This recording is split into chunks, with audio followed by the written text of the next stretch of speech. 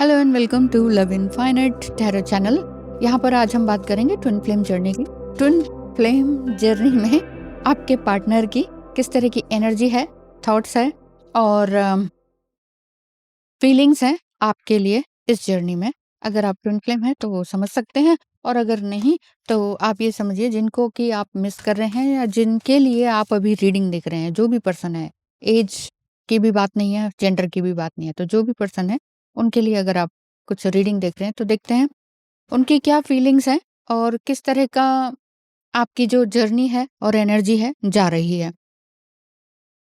6 of forces का card है the waterfall. Waterfall का मीनिंग ये निकल कर आ रहा है कि आपका जो पर्सन है वो रियली अब गार्डेड डाउन है। अभी तक हो सकता है कि आपने आपने उनको साइड कर दिया हो। ये हो सकता है कि नहीं, आपका ओवर इमोशनल होना या ओवरली अटैच होना मेरे काम पर इफेक्ट डाल रहा है या मेरे इमोशनल मेंटल स्टेट पर इफेक्ट डाल रहा है, तो मुझे ये सब नहीं करना। मतलब कि आप कहीं ना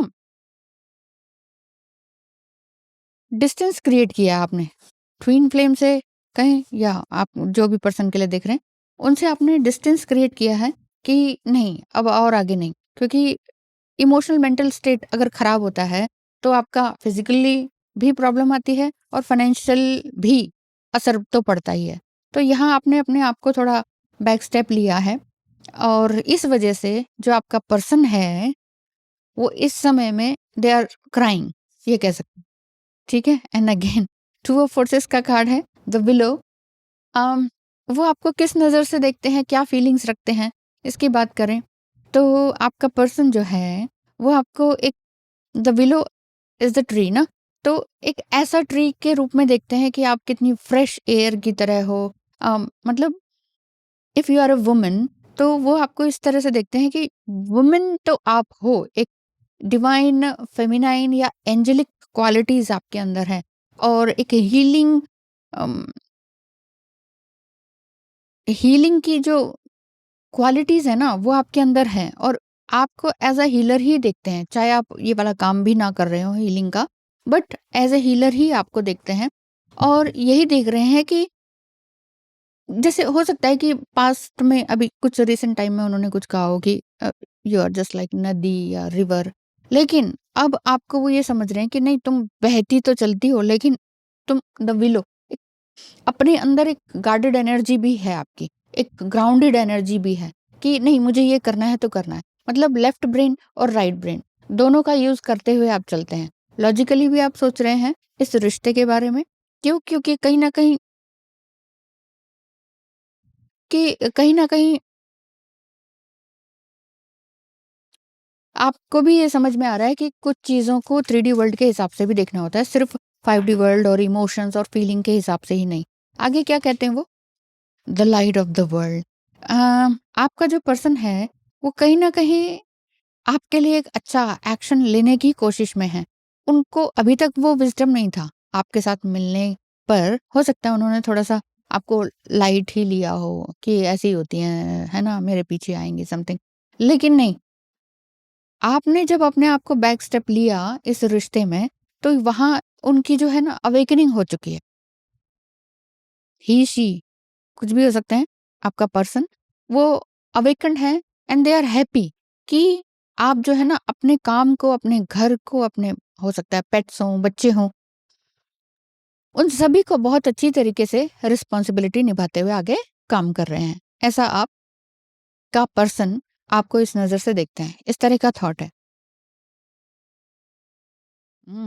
डाइवर्सिटी, लेकिन आप दोनों के बीच में कुछ ना कुछ डिफरेंसेस तो हैं। सारी चीज़ें सिमिलर नहीं हैं, और उनकी लाइफ में भी कुछ ना कुछ केओस चल रहा है, जिस वजह से वो कुछ ना कुछ प्लान करने की कोशिश में है कि प्लान करता हूँ उसके बाद आप तक आता या आती हूँ। कुछ कुछ ऐसी चीज़ें हैं 4-5 जिनको कि वो हैंडल करना चाह रहे हैं अपनी लाइफ में, कि भई इनको पहले मैं हैंडल कर लूँ, उसके बाद फिर आगे बात करते हैं। और जो आपका पर्सन है वो कहीं न कहीं टू मच विज़डम वाले भी हैं, और जैसे कि मैंने कहा कि अवेकन हो चुके हैं, उसके बाद से उनका मेडिटेशन ले लीजिए या उनका अपना काम ले लीजिए या उनका स्पिरिचुअलिटी की तरफ बढ़ना या बुक्स पढ़ना, वो वाला काम भी बहुत ज़्यादा शुरू हो चुका है। मैनिफेस्टेशन पावर भी उनकी अच्छी चल रही है, ऐसा दिख रहा है। यानी कि आपका जो पर्सन है कहीं न कहीं एक होप में है, आपको फ़ॉल्स होप नहीं दे रहे हैं, बट उनको उनके अंदर ही एक ऐसी स्ट्रेंथ आई है कि यस, कि अब मुझे किसी भी तरह का गेम नहीं खेलना है। हो सकता है छोटा-मोटा गेम, गेम मतलब होता नहीं है मैनिपुलेटिव गेम, कि ऐसा कहूँगा तो ऐसे आएगी, ऐसा कहूँगा तो वैसे आएगी एंड देन अगेन चेज़िंग करवाऊँगा। एक मेल के अंदर ये टेंडेंसी होती है कि देखो, मेरे पीछे आएँ। है ना? लेकिन आपने वो गेम ही खत्म कर दिया। आपने कहा ना, ना, ना ये गेम तो नहीं चलेगा। Now three of Scrolls. मुझे ऐसा दिखता है कि कहीं न कहीं आप सेपरेशन टाइम पीरियड में चल रहे हैं अपने ट्विन फ्लेम से। सेटिंग योर कोर्स की एनर्जी है, वो आपको हो सकता है स्टॉक करते हों। सोशल मीडिया में अगर आप हैं तो स्टॉक करते हों, नहीं भी हैं तो भी किसी न किसी माध्यम से उनको ये रहता है कि बस ये दिख जाए, इससे बात हो जाए या इसके बारे में मैं कुछ जान लूँ। ऐसा आपका पर्सन या ट्विन फ्लेम कहते हैं, सोचते हैं।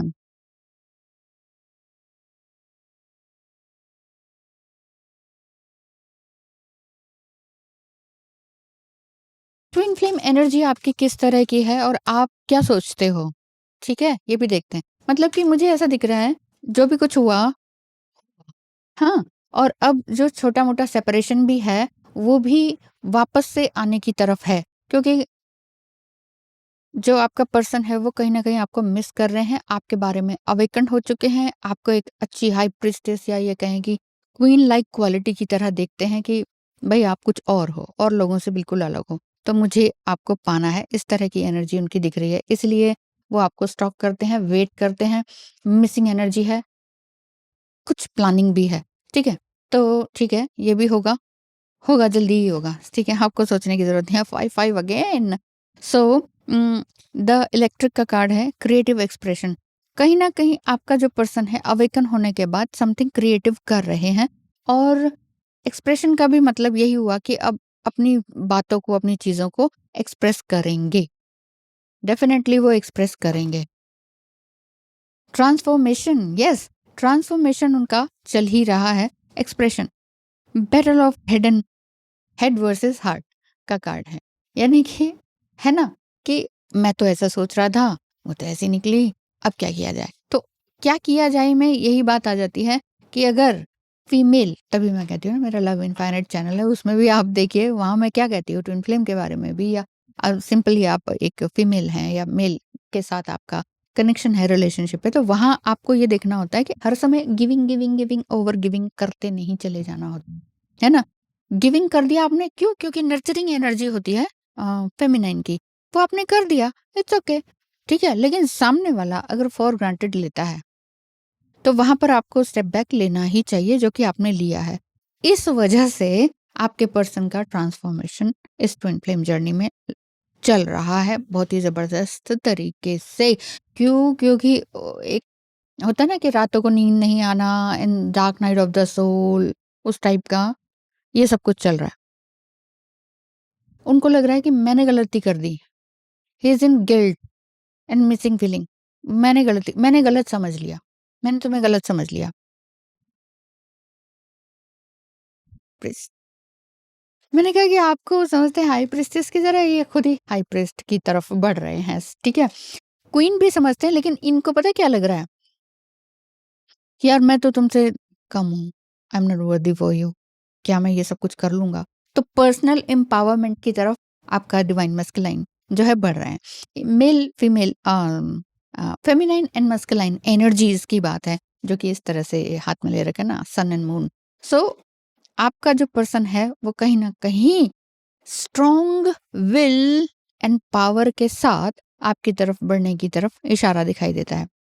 एक स्ट्रॉन्ग डिसीजन लेंगे। क्यों? क्योंकि आप भी अपने, मुझे ऐसा दिख रहा है कि सिंगल मदर हो सकते हैं या आपकी मैरिड लाइफ में ही बहुत ज़्यादा परेशानी चल रही हो और आप ही सब कुछ हैंडल कर रहे हो। तो मुझे ऐसा दिख रहा है कि आप अपना घर, परिवार, बच्चे, पेट्स, फाइनेंस, ये सब कुछ हैंडल आप कर रहे हैं और जो आपका स्पाउस है वो आपका हेल्पिंग हैंड नहीं है कहीं न कहीं, और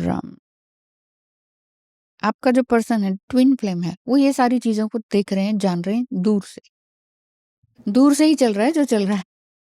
11-11 ट्विन फ्लेम का card, yes everything is possible. अगर आप ये सोच रहे हैं कि पता नहीं ये सब कुछ पॉसिबल होगा कि नहीं, सो है, everything is possible. Mirror reflections, कार्मिक पर्ज आपके पर्सन का चल रहा है और ये आप दोनों का ही एक तरह से मिरर रिफ्लेक्शन है। जैसे कि मैंने कहा कि हो सकता है कि आपका जो स्पाउस है, वो उतना कुछ नहीं कर रहे हैं, लेकिन आप सब कुछ हैंडल कर रहे हैं।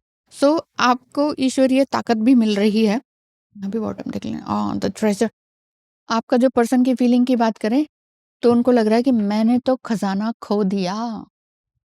तुम तो खजाना हो यार, मैंने खजाना खो दिया। You are so unique, pure, pious, healer, but at the same time warrior. You are the warrior as well,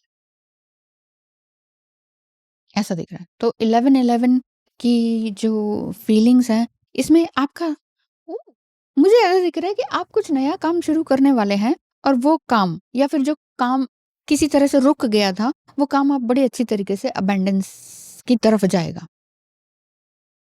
है ना? तो एवरीथिंग इज़ पॉसिबल। आपको एक प्रचुर मात्रा में आपको ईश्वर वो सब कुछ दे रहा है। आप एक बहती नदी की तरह भी हैं, लेकिन आप अपनी जड़ों से जुड़े भी हुए हैं। जैसे कि मैंने कहा ना कि आप अपनी रिस्पॉन्सिबिलिटी को समझ रहे हैं। ट्विन फ्लेम जर्नी में आप ये नहीं कह रहे कि चलो बाहर चले जाओ इसी रिलेशनशिप में, मैं तो सब छोड़ दूँगी। नहीं, आप कह रहे हो मेरी रिस्पॉन्सिबिलिटी जो है, वो मैं करके रहूँगी, फ़ॉलो करूँगी, ठीक है?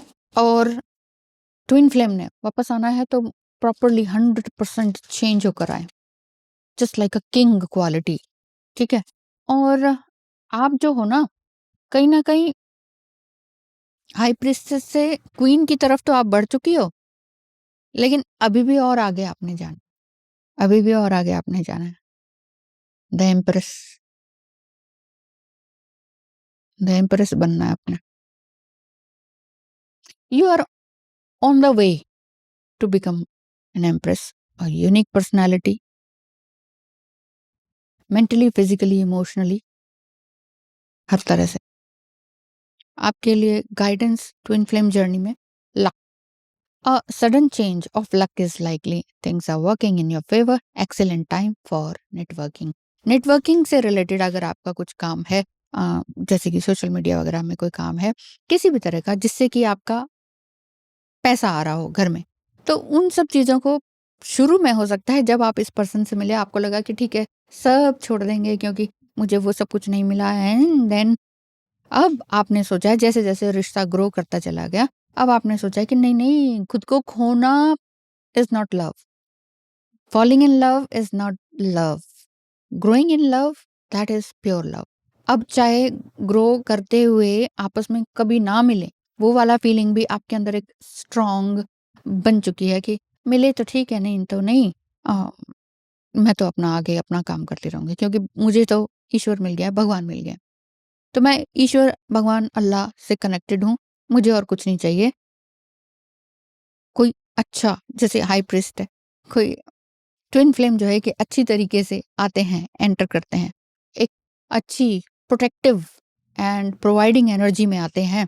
आपको कुछ प्रोवाइड चाहिए नहीं, किसी का कुछ चाहिए नहीं, बट फिर भी मतलब एक ऐसा होता है ना कि एक love, emotions, care, support, emotional support, है ना? वो चीज़ों की ज़रूरत तो होती, इंसान है ना हम, तो इन चीज़ों की तो ज़रूरत है ही। सो लक तो अच्छा दिखाई देता है। इसका भी देख लेते हैं, जेलसी बॉटम, है ना? Watch who you trust with your personal secrets and plans. आपके पर्सन ने हो सकता है पर्सनल आपके सीक्रेट्स और आपके प्लान्स और आपकी इमोशंस, फीलिंग्स, अपने घर परिवार, फैमिली के लिए, पैसे के लिए क्या है वो सब कुछ जान लिया हो, एंड तो आपने जस्ट ये देखना है कि आप रियली इन सब चीज़ों पर ट्रस्ट कर रहे हो कि नहीं, आप अपनी लाइफ के लिए रिस्पॉन्सिबल हो कि नहीं। Spend time outdoors with nature to reconnect and replenish. इस समय में अपना जो है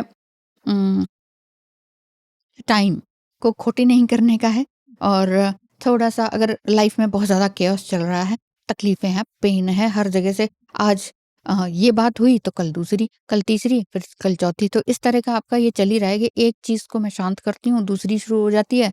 मैं थक रही हूँ, लेकिन आप कहीं न कहीं थक नहीं रहे हैं।